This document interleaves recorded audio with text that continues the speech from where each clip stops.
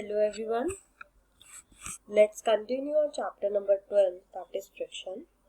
In previous classes we have already studied about that what is friction, what are the causes of friction, and what are the types of friction. In this class we will study that how can we measure friction. So let's continue our chapter. Measuring friction. An approximate measurement of friction can be made by using a spring balance. बच्चे spring balance जो होती है वो एक ऐसी simple device होती है जैसे आपने कभी देखा होगा कि घर में जो हमारे सिलेंडर डिलीवर करने आते हैं एलपीजी का सिलेंडर, उनके पास ये डिवाइस देखी जाती है to measure the weight of the cylinder.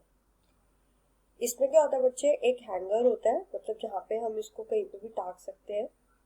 एक पॉइंटर होता है जो कि इंडिकेट करता है कि हमारा जो वेट है वो किस पॉइंट पे है या कितना है.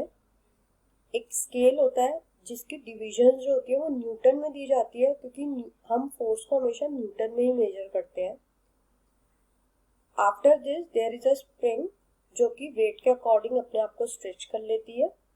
और एक ये हुक होता है जिसमें हम किसी भी ऑब्जेक्ट को जिसका हमें मास जो होता है वो मेजर करना होता है या वेट मेजर करना होता है, उसको हम यहाँ पे टक करते हैं. So a spring balance consist of a spring having a movable pointer attached to it. मींस ये जो पॉइंटर होता है ये मूवेबल होता है जो कि वेट के अकॉर्डिंग मूव करता रहता है.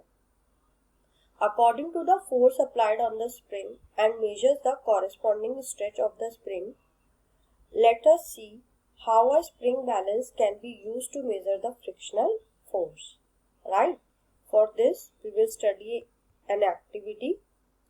In this activity, we will see how can we measure friction by using a spring balance.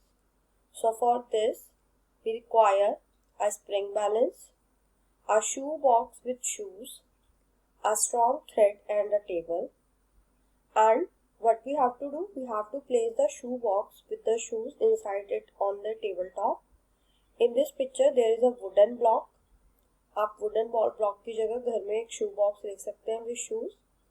Wrap a tie a thread around it. उसके चारों तरफ आपको एक thread tie करना है. Connect the hook of the spring balance to the thread and pull the box slowly to increase the force until the box begins to slide. Means आपको उस thread में स्प्रिंग बैलेंस के hook को टक करके उसे पुल करना है जब तक वो बॉक्स जो है अपनी जगह से स्लाइड नहीं हो जाता. After this now put 2 round pencils below the box and pull it again. अब आपको क्या करना है, 2 पेंसिल लेनी है, उस बॉक्स के नीचे उनको लगाना है और उसको दोबारा से पुल करना है. Note down the reading on the scale of the spring balance. तो जब हम स्प्रिंग बैलेंस की रीडिंग को देखेंगे तो हम ये ऑब्जर्व करेंगे बेटा कि जब बॉक्स को हमने बिना पेंसिल्स के स्लाइड किया था तो उस टाइम जो स्प्रिंग बैलेंस था वो ज़्यादा रीडिंग दे रहा था comparatively to the second case. Make sure that the spring balance is parallel to the surface on which the box is kept. Means आपको स्प्रिंग बैलेंस को बिल्कुल सीधा सीधा खींचना चाहिए, ये नहीं कि आप उसको नीचे करके खींच रहे हो या फिर आप उसको ऊंचा करके खींच रहे हो. So in this activity you will observe the reading on the scale when the box just begins to slide is a measure for the static friction, while the reading when the box continue to slide is the measure for the sliding friction. The reading on the scale when the box is pulled on the pencil is the measure of rolling friction. In last class, we have studied about the 3 types of friction, that is static, sliding and rolling. Static friction is that friction in which object is kept at rest.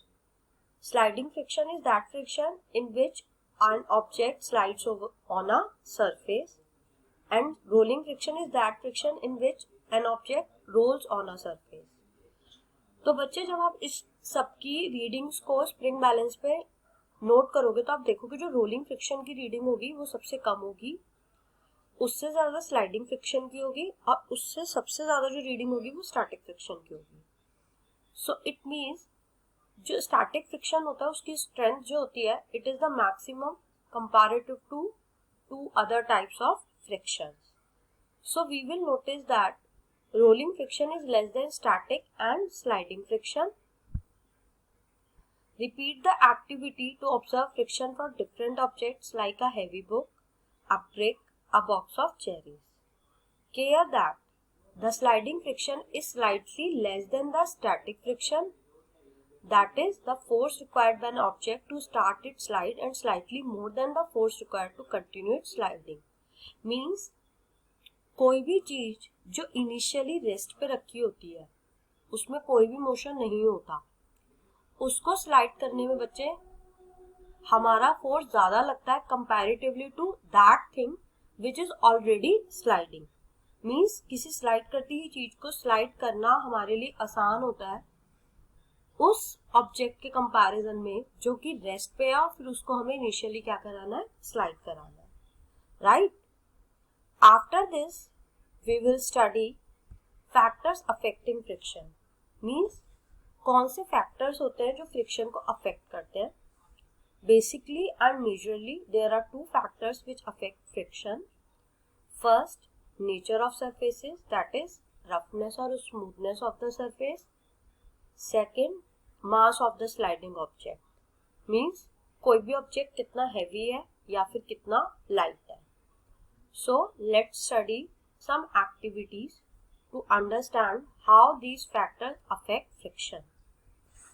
So first we will study about how the nature of a surface affect friction. Means किसी भी surface की जो roughness होती है और जो smoothness होती है वो friction को कैसे affect करती है. For this we require a writing board, few books, a rubber ball, a chart paper, small pebbles and sand. ये सारी चीजें आपको अपने घर में आसानी से मिल जाएगी. राइटिंग बोर्ड की जगह बेटा आप कोई भी प्लेन बोर्ड भी यूज कर सकते हो जो थोड़ा सा लॉन्ग हो. ठीक है. After this what you have to do, you have to support a writing board on a few books. आपको इस तरीके से राइटिंग बोर्ड को इंक्लाइन करके रखना है कुछ बुक्स की हेल्प से, kept on the floor so that the writing board behaves as an inclined surface. Inclined surface मतलब ढलान वाला surface. Take a chart paper, spread some pebbles on it and put it in the front of the lower end of the writing board, touching each other. आपको इस writing board के नीचे एक chart paper को spread करना है, बिछाना है और उसके ऊपर बचे हुए एरिया के ऊपर आपको कुछ पेबल्स को क्या करना है, स्प्रेड करना है. Take a rubber ball and hold it touch the clamp of the writing board. Gently release the ball without applying any push on it. Means आपको बॉल को धक्का नहीं देना, कुछ भी पुश नहीं देना, सिंपली उसको क्या करना है, रिलीज करना है. Observe the ball rolling down and then rolling over pebbles until stops. और उसके डिस्टेंस को क्या करना है, ऑब्जर्व करना है कि वो कितनी दूर तक जाती है. Measure the distance travelled by the ball over the pebbles and note down somewhere. वो बॉल इस इंक्लाइन प्लेन फुट पॉइंट से लेकर कितनी दूर तक चार्ट पेपर पे उसने क्या डिस्टेंस ट्रेवल किया है वो आप किसी भी नॉर्मल स्केल से आप क्या कर सकते हो, मेजर कर सकते हो. राइट.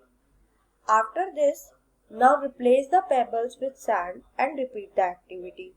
अब आपको पेबल्स की जगह हटा के कोई सैंड रख देनी है जो कि कंपैरेटिवली पेबल्स के स्मूथ होगी. Observe and measure the distance traveled by the ball on the sand surface and record it in the table. आपको फिर से वो डिस्टेंस ट्रेवल जो है मेजर करना और उसको कहीं पे रिकॉर्ड करना है. थर्ड स्टेप में आपको क्या करना है, कुछ भी नहीं रखना, सिर्फ आपको एक नॉर्मल क्लीन कर देना है सब पेबल और sand. Measure the distance travelled by the ball and now you have to again measure the distance.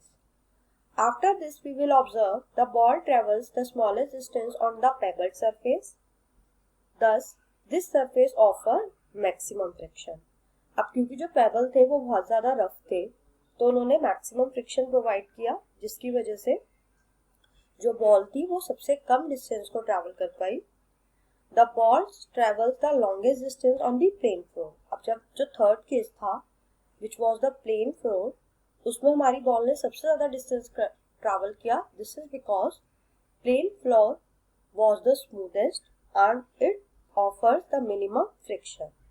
Thus, by this activity, we can conclude that rough surfaces have more friction as compared to smooth surfaces. Right?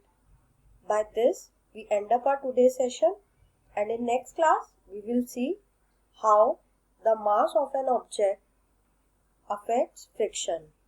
So, thank you so much everyone.